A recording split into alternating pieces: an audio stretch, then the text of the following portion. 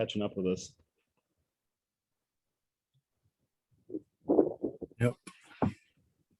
Well, we are almost 10 minutes after start time, and we've got 32 people. I realize folks are still showing up, but I wanted to get us started here so we can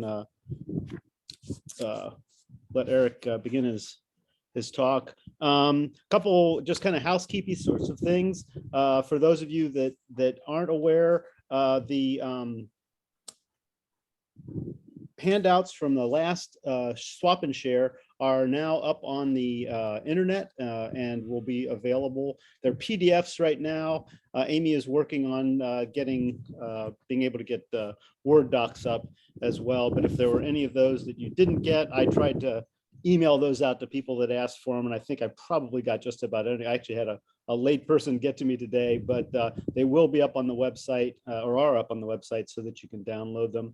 And we are working on getting the recordings of these webinars up and available as well. That will be coming hopefully soon. Our next webinar is in April, and Amy and I are going to be talking about remote sensing technologies. So we're going to be talking about everything from, what are now kind of old tech VHF transmitters all the way to GPS locators and light level locators and satellite transmitters and so on. And we're actually looking for folks that may be doing some of these things and would like to share, because a lot of people have had interest in how to get into that modus, that, the whole 9 yards. So there'll be more about that coming up, but that will be our April one. I think that's probably the last one for the year. I think by the time we get to May, things are starting, we're all getting pretty busy with migration and summer banding and so on, but we'll see. We may have some more, but we'll keep you posted. Okay, so unless we've got any other stuff that I didn't talk about, I don't see anything in the chat. So Erik Johnson's our speaker this evening. Erik's has been the director of the conservation science for the Audubon Delta, which he's been with for about the past 10 years. Audubon Delta is National Audubon's regional field office that covers Louisiana, Mississippi, and Arkansas. Erik conducted his graduate work at Louisiana State University, studying the effects of deforestation on birds in Amazonia and Brazil, and the effects of fire on wintering Henslow sparrows in southeastern Louisiana. A lifelong birder, Erik is actively involved in Louisiana's birding community and beyond, serving as Louisiana's regional editor for the Christmas Bird Count, director of the Louisiana Bird Observatory, a member of the Louisiana Bird Records Committee, a board member of the Inland Bird Banding Association, and a certified trainer with the North American Banding Council. He's also the co-author with Jared Wolfe of the book Molten Neotropical Birds, Life History and Aging Criteria, which I can say I've actually used in Ecuador when I've done some nest netting. I'm very handy. It's kind of our first attempt at a pile for South America, Central and South America, but it's very, very helpful. Anyway, he's going to be talking to us about the Wolfe-Ryder-Pyle aging classification system, which some of you may already be using or maybe using in conjunction with the HP system that we've all been familiar with. But I think getting familiar with this is important. So I'm going to let Erik take over. Great. Well, thanks, Mike, for the introduction. Hello, everybody. Good to see familiar names and faces out there. So welcome. Yeah, so I've been geeking out with avian molt, bird molt for, since I first started getting my hands on birds in 2003 with that Henslow sparrow work. I was told it's probably not possible to really reliably age them in the winter. Don't worry about it too much. And someone else said, maybe you could give it a try. And I just dove in, and the rest is sort of, here I am 20 years later, giving presentations about molt. So it's been a fun journey, and something that is intellectually challenging, endlessly rewarding, understudied. I'm going to go through my best and try to carefully explain how I think about molt and how the WRP system utilizes that. So this is what I kind of think I'm going to look like, but by, just to warn you all, I probably will get to this level at some point during the talk, because it's just a topic that I really enjoy and fascinated about. And like I said, it's really understudied. So Jared Wolfe, who's my former lab mate at LSU, and co-conspirator on a lot of things related to mold. He and Peter Pyle put out a nice summary of what we started with the WRP system back in 2012, and basically highlighted, right, that molt gets almost no attention compared to other phases of the avian life cycle, like breeding and migration. And Jared said something to me really interesting one time that stuck with me ever since. Not all birds breed each year. Not all birds migrate, but every single bird molts every single year. It is that fundamental to what a bird is and to its life cycle. It is absolutely critical to all, to all aspects of their ecology. And so, yeah, that just really stuck with me. And so if you're, a bander, a researcher, a birder, the world of molt is ripe for picking. There's just tons we don't know still. So yeah, so it's a great pursuit for research. What we do know about molds is that we can define it as being something that's both regular and predictable. It's the regular and predictable replacement of feathers. It is often a cyclical process, meaning it comes back every single year around the same time of year for a bird. And Murphy and King even describe it as the alteration of whole body protein metabolisms. The entire physiology of a bird and its internal biochemistry completely changes while it's going through this process of shedding its feathers and replacing them. The internal bone structures are changing. We have evidence in barred owls that they're actually losing the outer layer of their bill while they're replacing their feathers. So they're going through a lot more physiological changes as they're going through this process of molt. With that in mind, it's also important to define what is not molt, right? So adventitious feathers replacement is not technically molt. A bird can lose its feathers sometimes fairly easily for all kinds of reasons. Interactions with other animals and wildlife, and extreme weather events, and so on and so forth, right? So if they lose a feather, that follicle will become activated and that feather will regrow. And if you look carefully in the spread wing, you'll see a couple of darker, shinier feathers that we'll get into the sort of sequence of molt, but the replacement pattern here isn't consistent with a typical, regular, predictable replacement of feathers. So that's probably adventitious and therefore not technically molt. Molt is also not a fright molt, right? So the situation where a bird may be attacked by a predator and some feathers are lost, or they will actually like loosen the feathers in their belly or their tail to help them get away from a predator. And that is also not molt because it is neither regular nor predictable. So molt, as I've already said, is fundamental to a bird's annual cycle. And throughout the annual cycle, birds go through important behavioral changes. This is an example from the northern cardinal. They have a breeding season where they become very territorial. They're singing. Their plumage is very important for attracting mates and for displaying the quality of their territory. In the molting season, in autumn, they go silent. They become very, very cryptic. They become almost a completely different animal. They're very, very rarely sing or vocalize.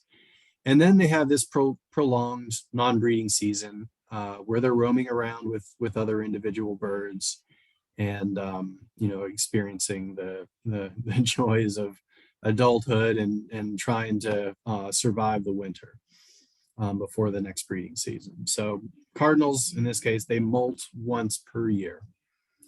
Here's another very similar example from Carolina chickadee, a breeding season that's then followed by the molting season.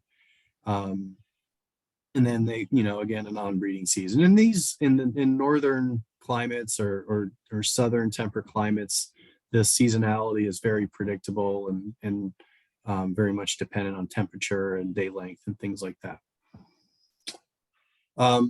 And then some birds have evolved more complex life history strategies, again, with a breeding season followed by a molt season, but they've added migration to that annual cycle where they travel across parts of the hemisphere. They experience that non-breeding season. And then many of those birds will undergo a pre-alternate molt at the end of their non-breeding season before migrating back north and entering the breeding season. So again, sort of utilizing this feather replacement opportunity in sort of different ways. And those of us who think about molt a lot and study it often ask the question of where does it begin? Where did it begin in birds? Right? Lots of different other organisms out there have figured out how to replace the outer features of their body. Whether that's an exoskeleton like in spiders, or the fur like in certain mammals, or literally the outer skin or scales like in lizards. But none of these things are really homologous to what birds do. The process is very different. The timing is very different. And so we think none of these are good ancestral examples of where molt began in birds. And even birds' closest living relatives, the crocodiles, don't experience shedding of their scales in the same way that birds do. The way that crocodiles or crocodilians replace their scales is kind of one at a time in a haphazard function, and not necessarily very predictable or regular. As in a bird. And so we think that avian molt began somewhere probably within the dinosaur lineages and got passed down to modern birds. But it still remains to be known where avian molt actually began. So that's kind of the how, and we'll get into the why, right? It's important because feathers fade and wear through time. The sun in particular is very harsh on feathers. If anyone who's ever driven a car has ever had to replace their windshield wipers, it's kind of the same phenomenon, right? The UV light from the sun has a deteriorating quality on feathers. And so they lose their structural integrity and attractiveness to potential mates. It's also really important for thermal regulation, for flight. And so all of these kinds of external pressures probably help drive the need for replacing feathers at least once a year. So, why is molt hard to understand? Molt is this scary thing that can be very intimidating, especially for new banders, for new birders, even for researchers. I mean, award-winning ornithologists probably couldn't sit down and tell you the molt cycle of a prothonotary warbler or a northern cardinal, because it is just fundamentally wonky and hard to understand.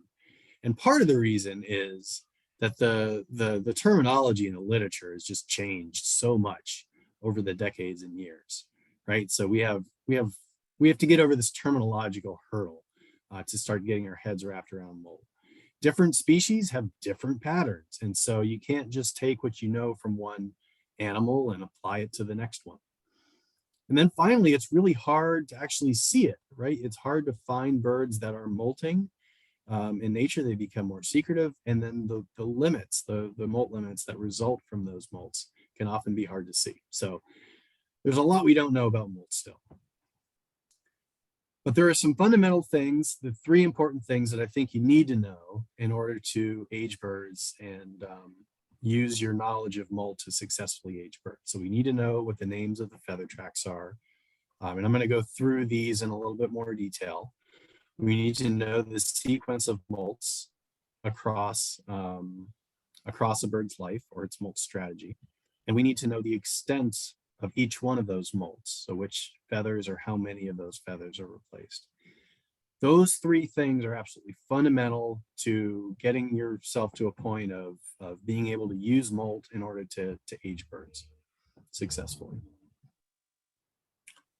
So here's some of the basic topography or terminology of the important bird feathers that we often use when we're talking about molt or molt limits or aging birds or those kinds of things. So we have scapulars, we have a group of coverts that collectively are called secondary coverts, and each tract within those secondary coverts are called the lesser coverts, the median coverts, and the greater coverts. And again, collectively, they are secondary coverts. We have a tract of, in songbirds and passerines, 3 alulas, and most non-passerines, there are actually 4. We have a tract of primary coverts that cover the primaries. The secondary coverts collectively cover the secondaries. We have rectrices that are the tail feathers. Collectively, the primaries and secondaries are called remiges. And sometimes we'll call the inner 3 secondaries the tertials. In passerines, those aren't true tertials because they actually attach to the ulna, which is a defining characteristic of a secondary. And many non-passerines do have true tertials that have attachment places elsewhere in the body. So, and then the numbering system that we use in the Western Hemisphere, and particularly in North America, are numbered in a generalized sequence along which they molt, right? So primary 1 is that innermost primary, goes out to 9 or 10, depending on which taxa we're looking at. And secondaries would be numbered number 1 right next to primary 1, and then go out to 9 in most songbirds. And again, some birds have many more secondaries than that. Rectrices, same thing. The innermost rectrix is 1, numbers out to 6. Okay. Presumably, most of you have seen this before because we're all part of the Inland Bird Banding Association, so you think about this stuff.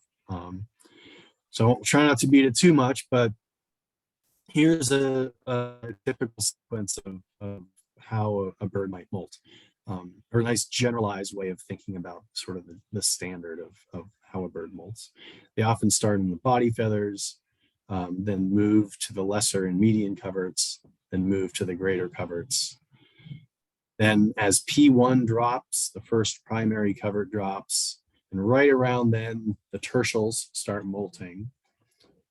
Once the bird gets out to replacing about P4, then the first secondary starts to drop, and the last feathers to be replaced are P9 and S6. And this strategy is optimized so that presumably a bird doesn't have too big of a gap in its wing as it's replacing its feathers along these different tracts. So another way to look at it is in this percnostal arufifrons, or geez, I don't even remember the common name of this thing. But the black and white feathers are the new ones coming in. Here we are in the lesser and median coverts, moving to the greater coverts. And then the primaries, P1 and 2, have dropped. As they get out further into the primaries, the tertials and S1 are dropping. And again, point of basically P6, and in this case, P10 being the last replaced feathers. So I wish I could say that this was the same individual bird across its molt, but no such luck. It was too hard to catch a single bird going through this process. So it was kind of a compilation, but I think still a helpful illustration. Yeah, so most molts in the tail is centrifugal, beginning at the first innermost rectrix and moving out. Some species of birds have a centripetal pattern where they start out at the outermost rectrix and move in. And then some birds kind of bounce back and forth between the middle rectrices, outer rectrices, and kind of back and forth until all of them are replaced. So lots of different sort of tail molting strategies out there. But then also there's lots of different wing molting strategies out there too. And that's, like I said, there's not just one standardized way. Every time you think you know something about molt, there's always going to be an exception. And that's part of the fun. And Samantha, this is why I asked you about your parrot, because most falcons and parrots, and this was known for a long time, they start molting at P4, and they have 2 waves in the primaries, which is somewhat unique among birds. And for a long time, falcons and parrots were thought to be, in two different parts of the tree. And only more recently, with genetic evidence, was it revealed that they're actually sister taxa. And lo and behold, their shared molt strategy, their ancestral molt strategy, was a good clue to suggest that they were actually sister. And then some birds go through what's called a Staffel-Mauser pattern, where they have multiple starting nodes of feather replacement across the primaries and secondaries. And so you sort of get these waves of feather replacement across the wing. And that can result in either a complete molt or an incomplete molt. And then some birds do a simultaneous flight feather molt. And as far as I know, I'd be interested if anybody knows of an exception, all pre-juvenile molts are simultaneous across all taxa of birds. And in some species, that pattern has been retained into the adult annual pre-basic molt. So ducks, rails, loons, grebes, some alcids, some cranes will experience a complete loss of their flight feathers and go through a simultaneous replacement. Many of these birds forage either by swimming or by walking. And so particularly swimming birds have an escape mechanism. They don't have to fly away from their prey. They can dive and swim away from their prey. Or in the case of rails, they're very good at running and hiding. And so they don't necessarily need to fly. So it's a slightly different strategy there. So that now, I've sort of dropped a few of the names of what these molts are called, but molt and plumage terminology, fundamentally, Humphrey and Parkes established this idea in 1959, that molt and plumage terminology should be free of misconceptions and biases. So one of their rules was that only molts produce plumages. So for example, the basic plumage can only be produced by a pre-basic molt. Those two terms have to jive with each other. And then they also identified that molts and plumages should be named independent of other life cycle events. So for example, don't use the breeding plumage or non-breeding plumage or winter plumage or summer plumage, so on and so forth, nuptial plumage. Those are still terms that we hear commonly. The Europeans actually still use those kinds of terms quite a bit.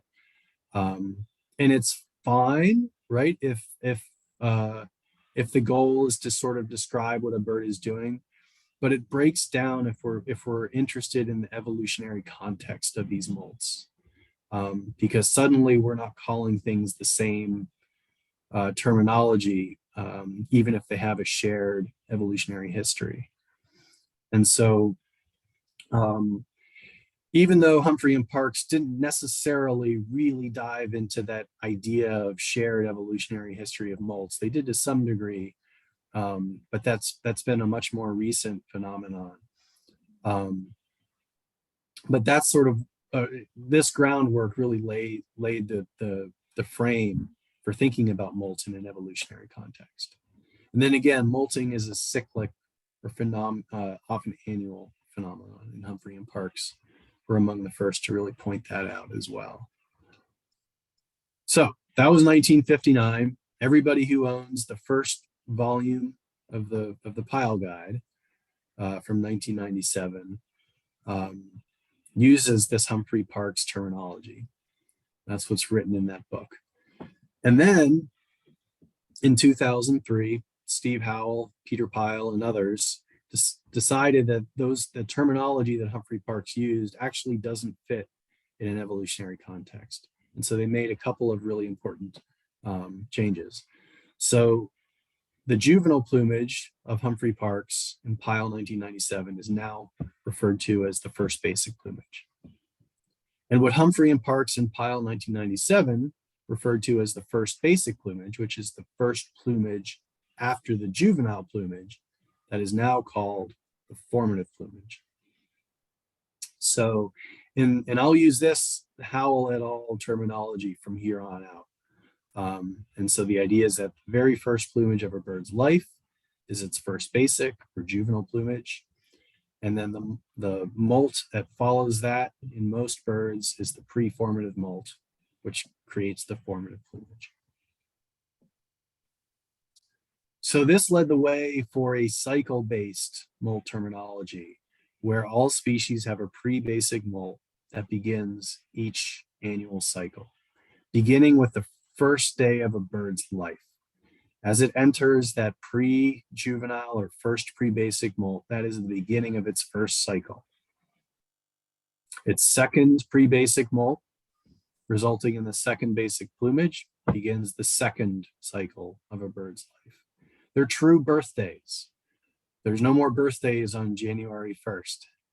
Birds have now a biological birthday based on this terminology. The pre-basic molt in most birds, and as far as I know, again, all passerines, I would love to know if there's an exception to that this pre-basic annual molt is almost always complete. It can be incomplete in some species, like certain hawks, especially large birds, large seabirds, many woodpeckers, large pigeons, so on and so forth. So between those annual pre-basic molts, additional molts can be inserted. A preformative molt can be inserted, and a pre-alternate molt can be inserted. These molts are usually not complete. There are some rare exceptions, but almost always they're not complete.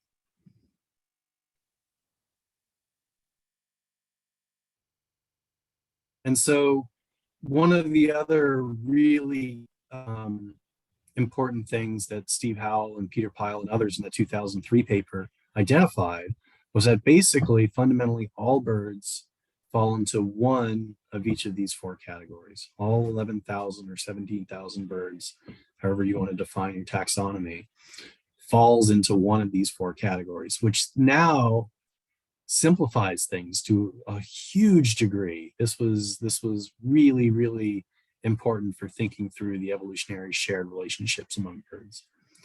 And so these strategies are named either simple basic, complex basic, simple alternate, or complex alternate. And again, the beginning of each cycle begins with a pre-basic molt in the basic plumage. Formative plumages and alternate plumages can be inserted within each of these cycles. So the simple basic strategy is simple because it has no other inserted molts. And it's basic because there is no alternate molt.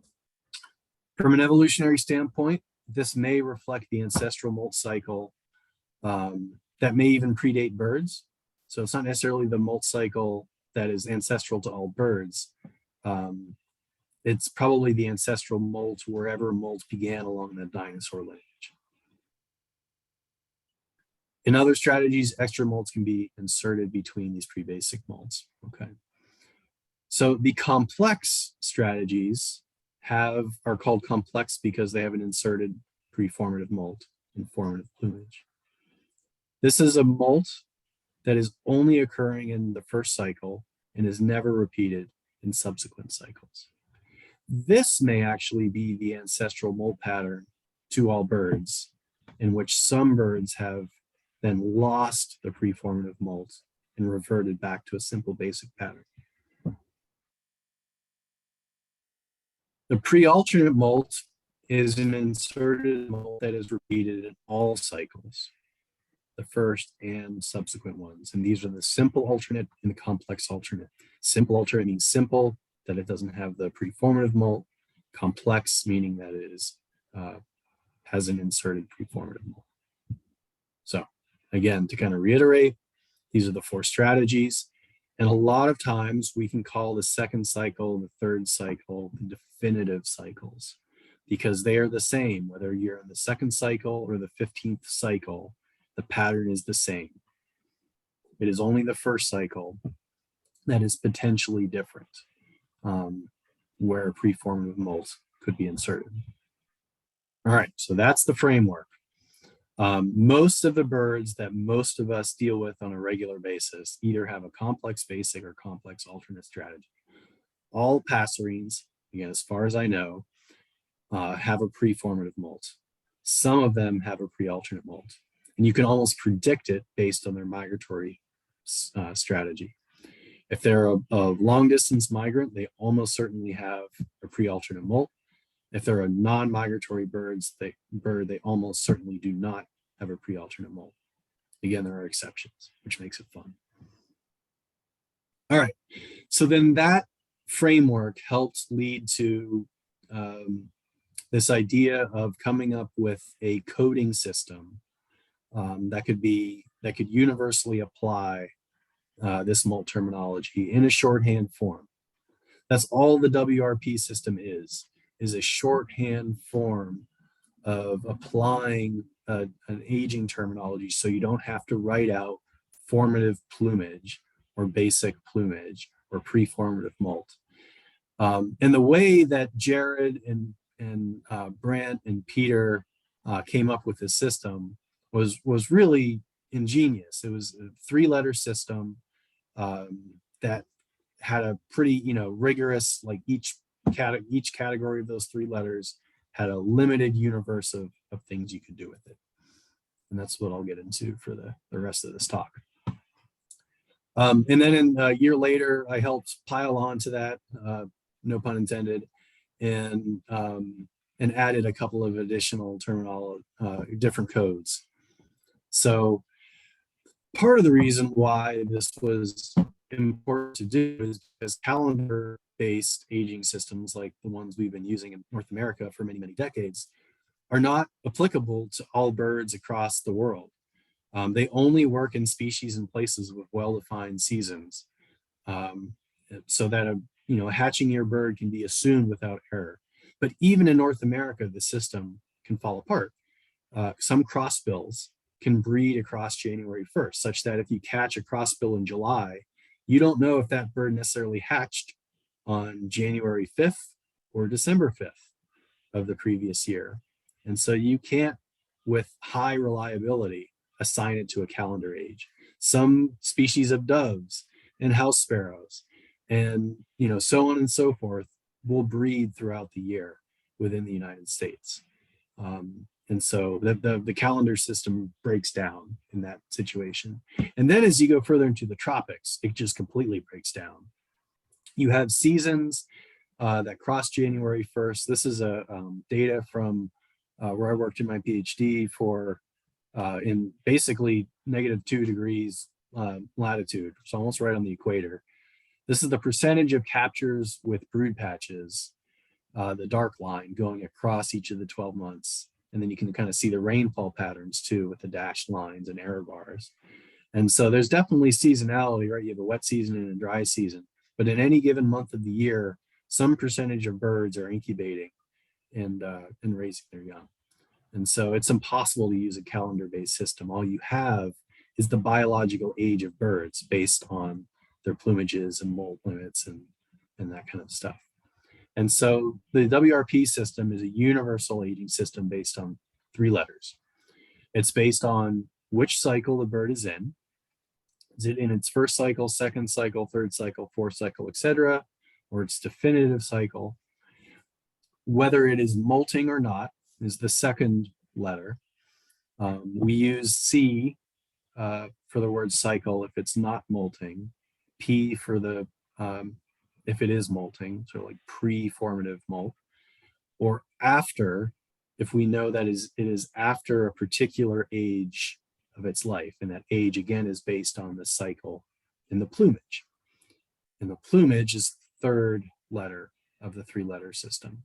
Is it in juvenile plumage, formative plumage, basic plumage, alternate plumage?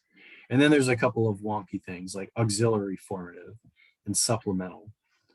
Supplemental plumage is an extra pre-alternate molt, essentially. An auxiliary formative plumage is an extra formative plumage. So basically, the system works to use combinations of these letters to create an aging system. And initially that looks pretty overwhelming, and that the universe gets pretty big of options, but you would never have a definitive cycle juvenile, because the juvenile only occurs in the first cycle, right? So you would have first cycle juvenile. You could do first pre-juvenile molt. If you have a bird, let's say like a cardinal, that you know is not in juvenile plumage, but is older than its, if it's at least as old as its juvenile plumage, you could do after its first juvenile plumage, so FAJ in that case. And so note also that for the sake of familiarity, we retain the word juvenile as first basic. You could easily say first cycle basic, which is equivalent to saying first cycle juvenile.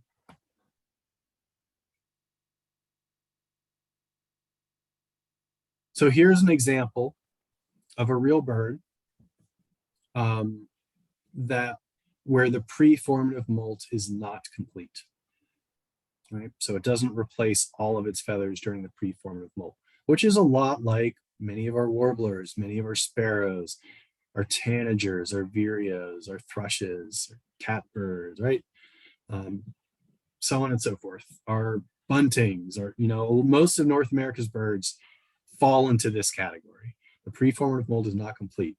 And so you can distinguish the first cycle formative, or FCF, from the definitive cycle basic by the presence or absence of molt limits. Doesn't matter if it's December 1st or January 1st, the code stays the same, unlike the calendar system. So this is the equivalent of distinguishing a hatching year second year from after hatching year after second year. So if you're running a map station and you catch a hermit thrush with a molt limit, as I'm pointing to here on the left, versus a hermit thrush on the right with no molt limit, normally you would call the one on the left a SY. Again, this is a map station, so you're catching these birds in their second calendar year or after second year. Using the cycle code system, it's informative plumage. You know that because it has a molt. The formative molt wasn't complete, and the definitive pre-basic molt was complete, results in no molt limits. So you have first cycle formative versus definitive cycle basic.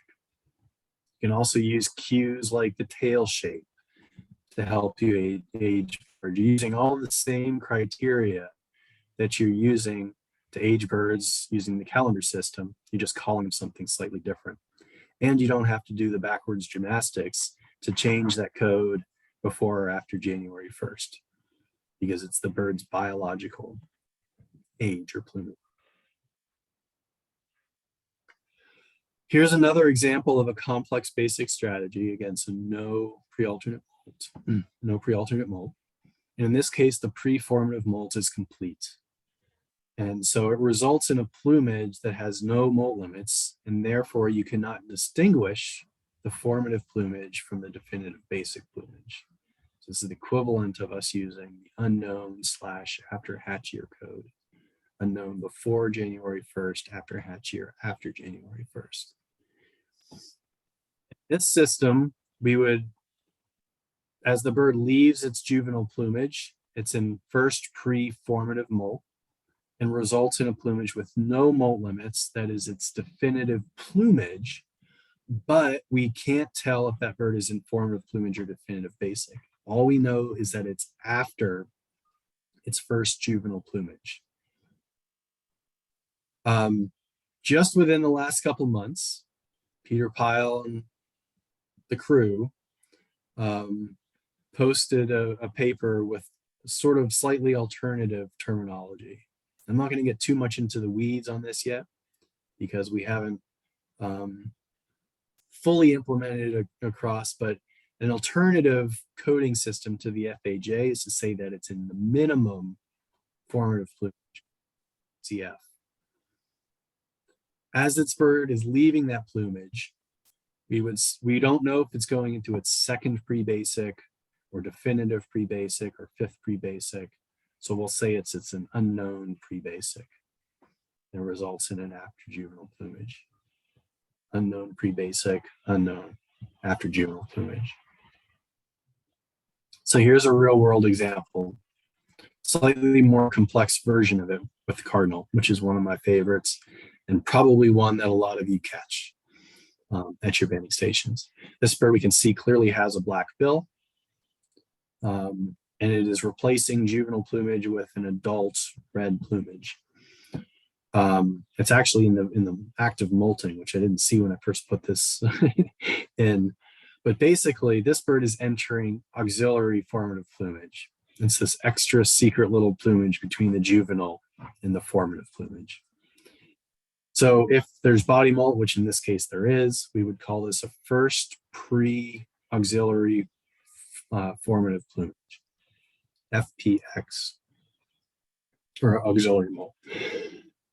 If once it's finished with replacing that feather and there's no other body molt, it would be an auxiliary formative plumage, or FCX. In the calendar system, we would call it a hatching year. Now, as that bird goes through its replacement of primaries and its bill is starting to change, it is now in, think about it for a second, which plumage, which is the molt that occurs after the juvenile plumage. It is the pre-formative molt. And so we would use first pre-formative FPF molt as the agent code. This would also be called an HY still in the calendar system. When that bird completes its pre-formative molt, cardinals often have a complete pre-formative molt. But in this case, the skull was incompletely ossified. But it's not molting, it has no molt limits. But because of the skull, we know that this bird is a hatching year still, and that therefore this must be the formative plumage. And we would call it first cycle formative plumage, FCF. Again, still in its hatching year, using the calendar system. In a month, that skull may completely ossify. And if we didn't have a band on this bird before and we caught it for the first time, we would know nothing about its history. All we would know is that it has no molt limits, has a completely ossified skull, and therefore we can't effectively tell if this is a bird in formative plumage or a bird in definitive basic plumage. It could be either. And we would use the code after first juvenile plumage. But in this case, at least in Louisiana, we know that all of our hatching year cardinals do an auxiliary preformative molt. And so we would use the code FAX. It's after its auxiliary formative plumage. We're unknown on November 1st, unknown age. Could be hatching year, could be after hatching year. On January 1st, it becomes after hatching year. All right, I hope I still have you all with me. Getting into a little bit more of a challenge here. So we have the complex alternate strategy. So again, this is the strategy that many of our migratory songbirds do, like this indigo bunting. And in the case where pre-formative molts and pre-alternate molts are not complete, which results in molt limits, you can distinguish first cycle formative birds from definitive cycle basic birds in fall. In the spring, you can distinguish first cycle alternate from definitive cycle alternate. It's the equivalent of distinguishing hatching year second years from after hatching year after second years. Okay, so here are a couple of examples of indigo buntings caught in the spring. Let's say, late April, mid-May, something like that. The bird on the left clearly has molt limits in its classic eccentric incomplete pattern, where it's replaced its outer primaries, its inner secondaries, many of its coverts, but it has retained juvenile primary coverts and a block of retained inner primaries and inner secondaries. So it clearly is in its first cycle of life still, but it's an alternate plumage. This bird, everything is blue, gorgeous, no molt limits. It is in its definitive cycle, and both are in alternate plumage. So we would use the code first cycle alternate FCA versus definitive cycle alternate, or DCA.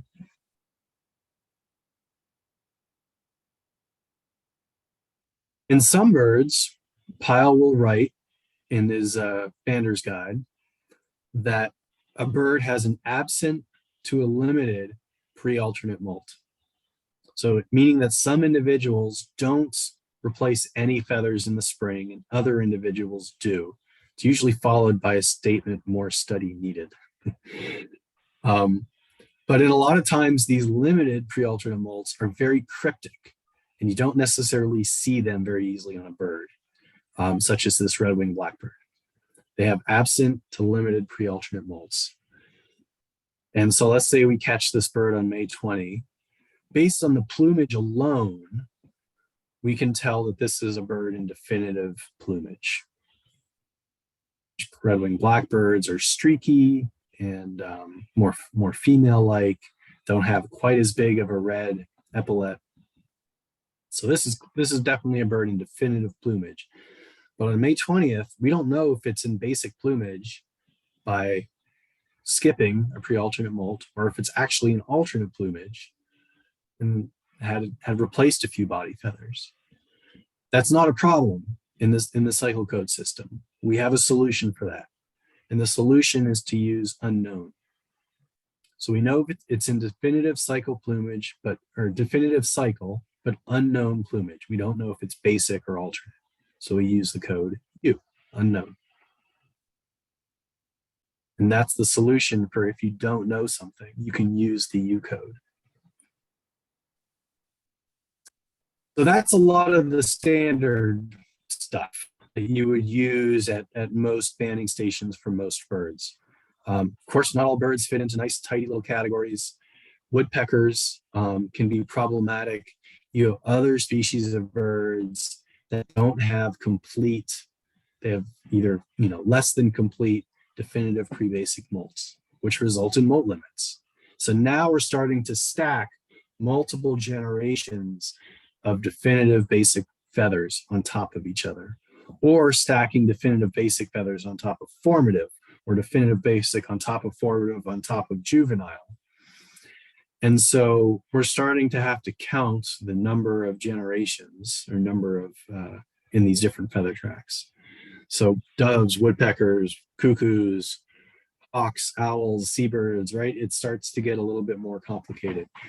And honestly, I find the cycle code system, once you kind of have a handle on it, becomes way more intuitive in aging these birds than the calendar-based system, because you're constantly doing that gymnastics of translating the number of generations of feathers you're seeing back into a calendar system. It's actually one more extra step than just sort of looking at the wing, the number of generations, and saying, well, it has this many generations, has juvenile, formative, second basic, and so therefore it's SCB. If I have to translate that then back into the calendar system, my brain starts to melt. I can't handle it. So tips for woodpeckers. So they can be incomplete, the eccentric light preformative molts. They replace all their primaries in a lot of cases, but not their secondaries, although sometimes tertials. They usually start that preformative molt inside the nest. So when they emerge in the nest, they're replacing their primaries.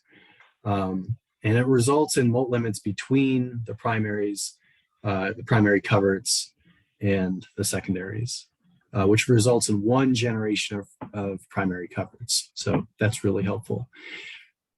In incomplete definitive pre-basic molts, as this bird gets older, it retains some of those primary coverts during the definitive pre-basic molt.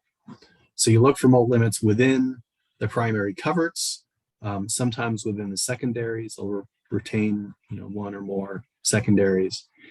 And you can look at white patches as a good indication of molt limits. And so in the older generation of feathers, the white patches typically wear away faster than the black patches. And I'll get to some pictures here. So here's an example of molt secondaries where you can see where that white is really worn away. Older generation of feathers versus a newer generation of feather where the white is in pretty good shape. So we know we're dealing with at least 2 generations here. Here's another, and sorry that it's blurry, but it still I think gets the point across that you have these very brown feathers here that are older. It has a block, it has 3 different blocks of newer feathers. And typically what woodpeckers will do is in their second pre-basic molt, they'll replace the outer primaries, and in some cases, outer primaries, primary coverts, and inner primary coverts. And then in the third pre-basic molt, everything gets retained, and then we're playing a block, they replace a block of middle primary coverts. So this results here in older, newer, and newest feathers in this case. So then we have some decisions to make. We can see that there's 3 different generations of primary coverts. And we can ask ourselves, are those oldest primary coverts juvenile? If the answer to that question is yes, then we know this bird is in 3rd cycle, or a 3rd cycle basic, because they do not have an alternate plumage. 1st cycle, juvenile. The newer feathers would be cycle 2, and the newest feathers would be cycle 3. 1, 2, 3, 3rd cycle basic. Easy enough. And that's only if those oldest primary coverts are juvenile. If the oldest primary coverts are definitely not juvenile by your determination, we would have a bird that at the minimum in 4th cycle, so you could do 2nd cycle, 3rd cycle, 4th cycle at a minimum. So that would be after 3rd cycle or a minimum of a 4th cycle basic. After 3rd basic or minimum 4th cycle.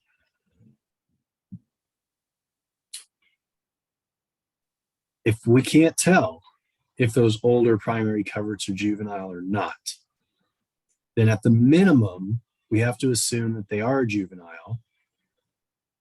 1st cycle, 2nd cycle, 3rd cycle. So at least after its 2nd cycle, or at a minimum, its 3rd cycle basic. So it's kind of a 2-step process. You have to ask yourself, how old are those oldest generation of feathers? And you have 3 decision points. You either know that they're juvenile, you either know that they're not juvenile, or you don't know, and they're unknown.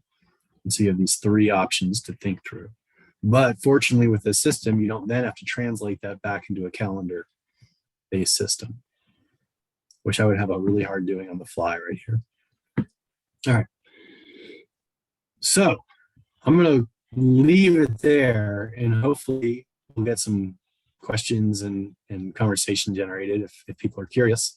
But in summary, I hope I made the argument that molt is fundamental to a bird's life cycle. It's critical for every single bird on the planet. Understanding molt is key to successfully aging birds, which is really important for demographic studies and all kinds of other research purposes. The WRP aging system is applicable to all birds in all situations, even when we don't know what we're looking at in terms of the bird's age or details of the bird's feathers. Don't be intimidated by this. Ask lots of questions, and that brings knowledge and curiosity. There's no such thing as a stupid question, just a stupid person. No, I didn't say that. So no, definitely don't be intimidated. Ask lots of questions. people who know this stuff, the Peter Piles of the world, the Jared Wolfs of the world, the Brent Riders of the world, they love answering questions. They love helping people along through this journey of trying to understand birds. So I hope y'all take advantage of that too. I'm going to copy this link, this Dropbox link into the chat, and you'll download these 4 papers plus the Humphrey Parks plus the Howell et al. 2003 paper. So you can have those at your fingertips. They're a great bedtime read. I promise you it'll take you months to get through them. I had to read the Howell 2003 paper, I think 4 or 5 times, you know, when I first got my hands on it to really get my head around what it was trying to tell me. But once it clicked, it really clicked. So give it some time, give it some patience, give it some practice, repetition, and ask lots of questions. And here is my contact info. If y'all want to throw rotten tomatoes digitally through the interwebs at me, there are lots of ways to do that. So thank you. And if there's time or interest in questions, I'll be happy to oblige. Thank you so much, Eric. That was terrific. And I'm more than happy to monitor the chat if you want to put those questions in the chat, or if you want to, feel free to unmute yourself. You should be able to do that, and you can just ask them directly. One of the things I really love about the WRP system is a couple of things. One, I feel like it gives you a little bit more resolution on your aging rather than just HY, SY, ASY.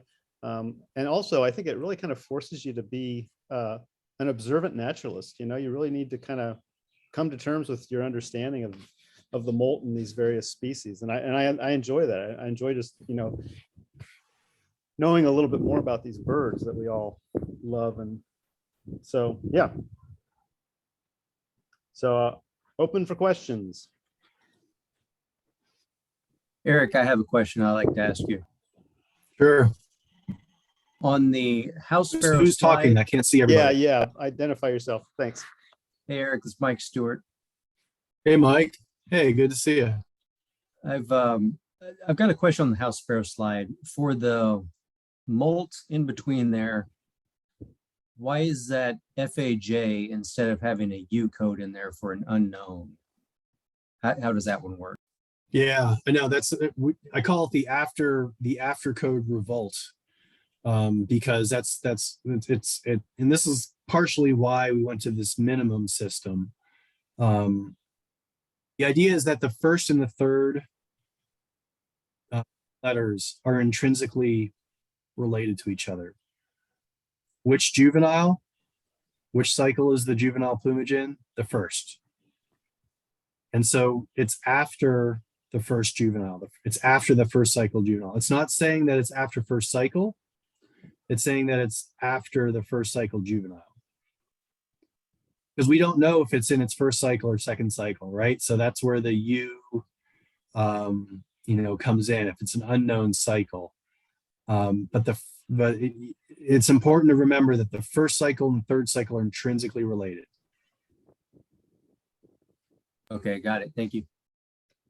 That actually brought up a question that I had. Why wasn't, since one of the first things you do is determine whether the bird is actively molting or not, why wasn't that letter considered first and then because the first and the third are linked, keeping them together, or doing it the opposite way, having the first and the third firms be the first and second, and then the molt term? Yeah, there's a little bit of, right, because the first paper came out, it didn't have a P code and it didn't have an A code.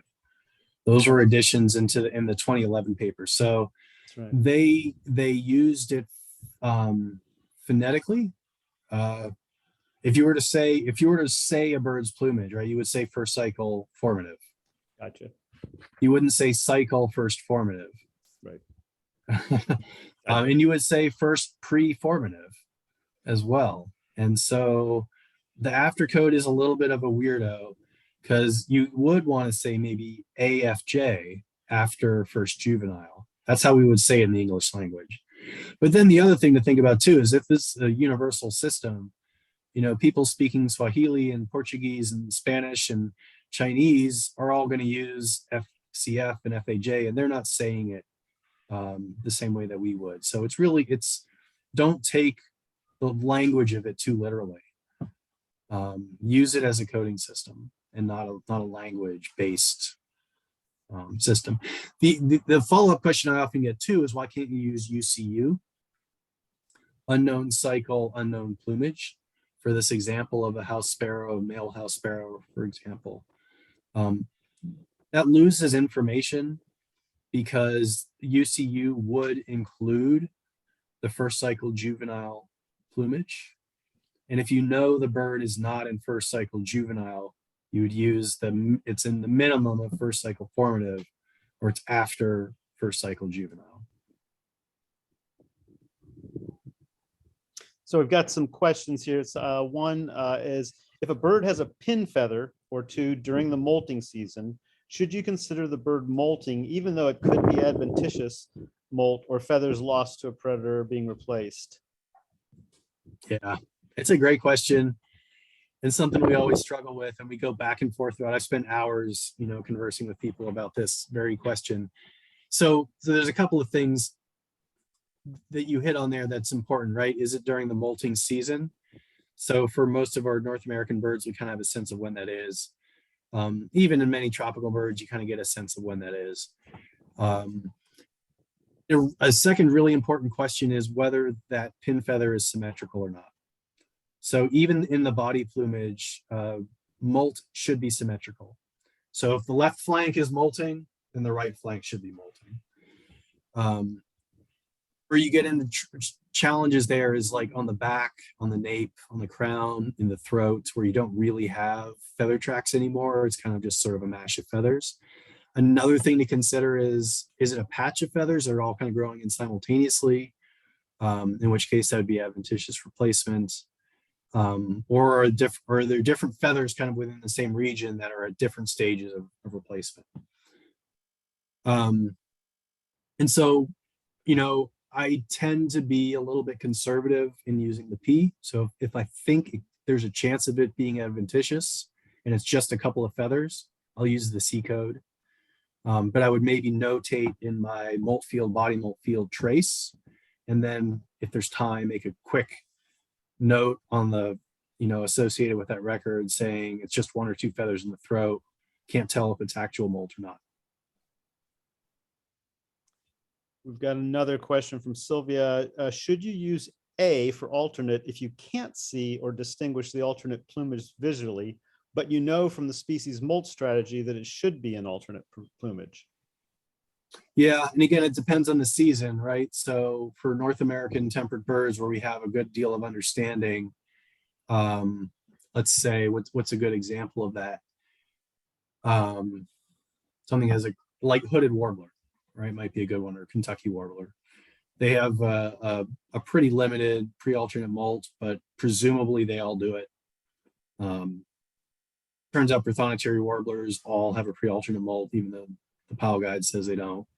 Of course, we've learned so much. The Pyle guide was so important for even getting us to ask questions like that. But yeah, I would use the A code in those circumstances. If you're at a period or a place where individual of that species may or may not be in the pre-alternate molt. So like, I guess a good example of that is, some of us probably ban chipping sparrows on the wintering grounds. And some chipping sparrows start their pre-alternate molt really early, like in January. And some birds do it like way at the end, like in April, and they all just do it. They do it all at once. So if you catch a bird in, say, February or March that has quite a bit of rufous in the crown, but there's no active molt, that might be a good candidate for saying like FCU or DCU.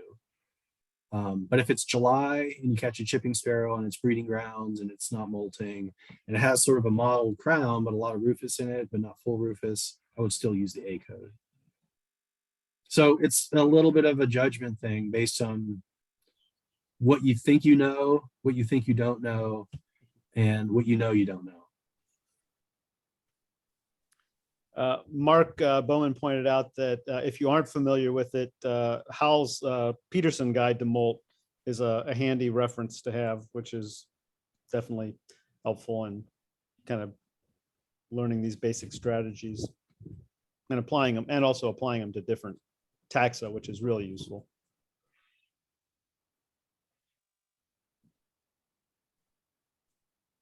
That would be it. Yes. Or it's too good. It only recognizes I was faces. gonna say It's really spooky. that is kind of scary. Although maybe kind of flattering too, because it actually recognizes me as a face. It loves you. Any other questions? Yes, I have a question. Go ahead, Mark. Yeah. And this is, it can be for you, Mike, but of course, especially for Eric. And then if anyone else wants to add input. I was taught that the primary coverts molt with the primaries, but we don't see that with the indigo buntings and not with the woodpeckers, of course. Eric, do you see that? Have you seen that a bird that has molded some primaries and had matching primary coverts that have been replaced? Yeah, so it's complicated, right? Because these are the funny exceptions. So I've seen cardinals that have like skipped P1 and 2, and they've also skipped primary covert 1 and 2, but they've replaced all the other primaries and all the other primary coverts. So in the Pyle 97 guide, you would define that as eccentric. And I actually think a better definition for eccentric is when the primary cover doesn't drop with the primary. And so things like woodpeckers that replace all of their primaries, including P1 and 2, all the way out to P10, don't replace primary coverts. I think of that as kind of an eccentric molt where the primaries aren't being replaced with the primaries. Things like great crested flycatchers and all the Myarchus do that as well. And the sister taxon for Myarchus, which is Riptiterna, is a tropical genus. Apparently it does the same thing. So I think, that strategy of not replacing primary coverts with primaries is probably a really good definition of eccentric. And it's actually really rare to find examples where a bird started at P3 and also replaced primary cover 3. But I've seen some cardinals that have patterns like that, which is super weird. But there are not too many other birds that come to mind, at least that I'm familiar with, that do that kind of thing. I hope that's clear enough. Well, I'm going to try to say it back to you. Yeah. So in a bird that undergoes the standard sequential molt sequence, you have seen that. You do see the primary coverts replaced when the primaries are replaced. Yeah. No, that's the typical pattern that all definitive free basic molts do, except for like things like woodpeckers and maybe a few doves and things like that. But yeah. But in those birds that Pyle defines as eccentric, you tend not to see it. Right. Thank you. Yep. I will say though, there's one more little nuance to that is if a bird like a Carolina wren begins its preformative molt at P3, places all the way out to P10, typically 2 or 3 of the outer primary coverts will also replace. Carolina wren that begins its eccentric molt, preformative molt at P7 and goes out to P10, typically no primary coverts are replaced. So I see that pattern showing up in a lot of taxa as well, like common yellowthroat, even indigo bunting to some degree. So that is something that we see quite a bit. So the number of eccentrically replaced primaries correlates with a fewer number, but still a number of primary coverts being replaced. But it's not like P3 and primary covert 3 are being replaced together.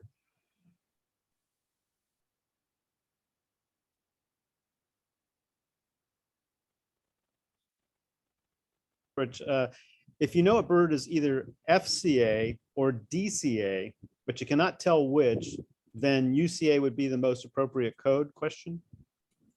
Absolutely. So say like a magnolia warbler, female, you can't tell if it has molt limits, you catch it in June. And you know it's got to be an alternate plumage, but you just don't know. It's sort of an equivalent of FAJ, except in this case it has an alternate plumage, and so there's no real clever code to use. You could use FAJ as well in those circumstances, but UCA would be appropriate too.